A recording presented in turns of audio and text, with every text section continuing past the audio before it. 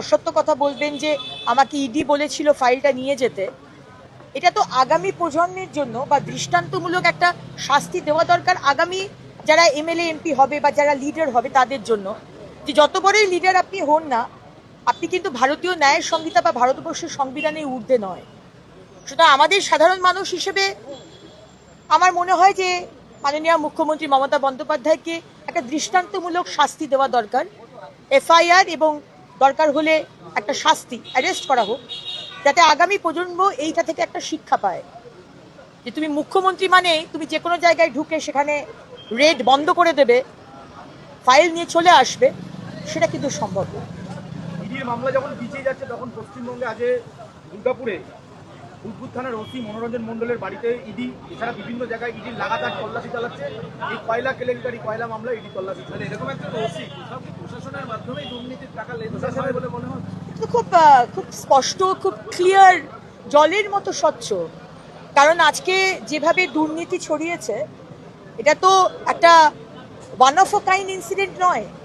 আজকে যে ধরনের চুরি করেছে তৃণমূল, শিক্ষাতে বলুন, স্বাস্থ্যতে বলুন, চাকরি বিষয়ে বলুন, সব জায়গাতে, সেখানে পুলিশ এবং প্রশাসন all are hand in gloves.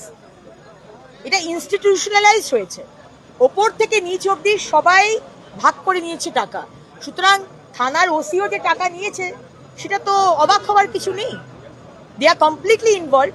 কিন্তু ওসির থেকেও হয়তো আরো বড় কেউ তার মাথার উপর আছে, তো এখন ওসিকে ইমপ্লিকেট করা হচ্ছে, কিন্তু এভরিবডি ইজ ইনভলভ। এক দুজন ছাড়া মানে আপনি তৃণমূল মানেই হচ্ছে চোর, যে কথাটা আমরা বলি, এভরিবডি ইজ ইনভলভ।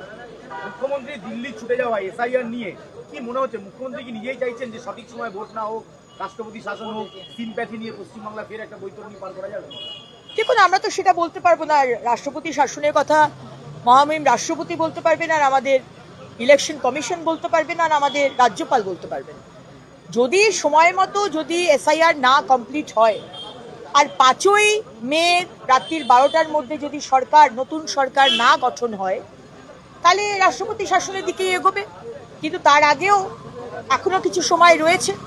14 তারিখ বা 17 তারিখের মধ্যে যদি স্বচ্ছ ভোটার রোল ইলেকশন কমিশন প্রকাশ করতে পারেন, সেই মতো নোটিফিকেশন হবে, তারপরে আপনাকে 45 দিন অ্যারাউন্ড দিতে হবে ইলেকশনের।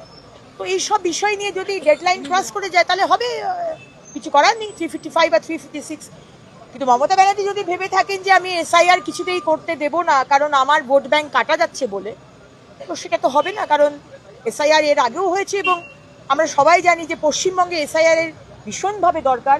কারণ আমরা বাংলার মানুষ, আমরা এই রোহিঙ্গা মুসলমান আর বাংলাদেশি মুসলমান আর মৃত ভোটার, শিফটেড ভোটারদের আমাদের ইলেকট্রাল রোলে আমরা থাকতে দেব না।